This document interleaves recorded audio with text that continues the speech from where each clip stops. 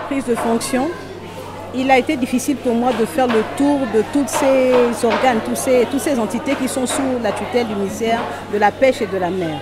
Il était de mon devoir, après que le Premier ministre, chef du gouvernement, nous ait communiqué la feuille de route de chaque département ministériel, l'intérêt pour nous était de prendre attache avec toutes ces entités pour nous permettre de prendre connaissance déjà des conditions de travail et surtout, en ce qui concerne notamment le CAPAL, la vocation première qu'est celle du CAPAL, celle notamment de pouvoir vendre du poisson, proposer aux populations gabonaises du poisson de bonne qualité à des coûts défiant toute concurrence. C'est la vocation première.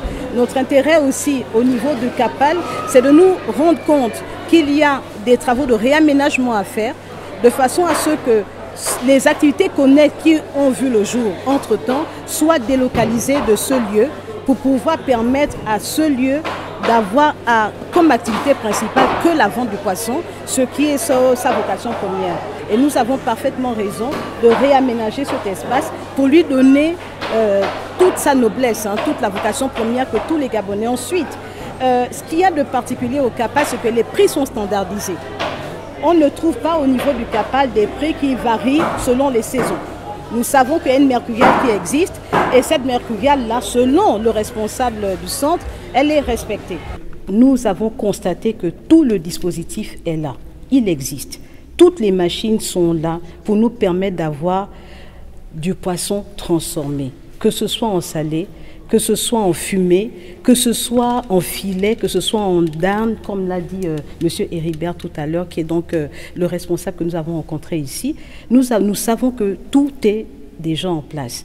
Avant moi, les membres du gouvernement qui m'ont précédé ont travaillé, réfléchi à ce que l'on pouvait faire. Aujourd'hui, nous avons une opération que nous envisageons de mener dans peu de temps avec quelques tonniers privés qui consiste à transborder le poisson de façon à ce que nous puissions avoir un approvisionnement beaucoup plus important sur le marché local.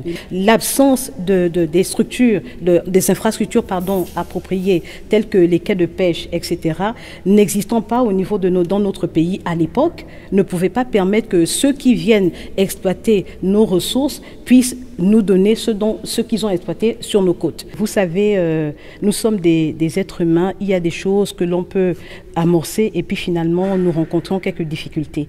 La difficulté majeure qui a été rencontrée ici, c'est l'approvisionnement de cette usine. Et cet approvisionnement, justement, nous pensons avoir trouvé des solutions pour pouvoir contourner ce facteur bloquant qui a permis à empêcher l'usine de fonctionner comme il se doit. J'ai, moi, le bonheur d'être dans ce lieu parce que je me dis tout est possible désormais et la volonté du chef de l'État, je pense qu'elle sera respectée. Les Gabonais n'auront simplement qu'à bénéficier de tout ce travail qui a déjà été fait.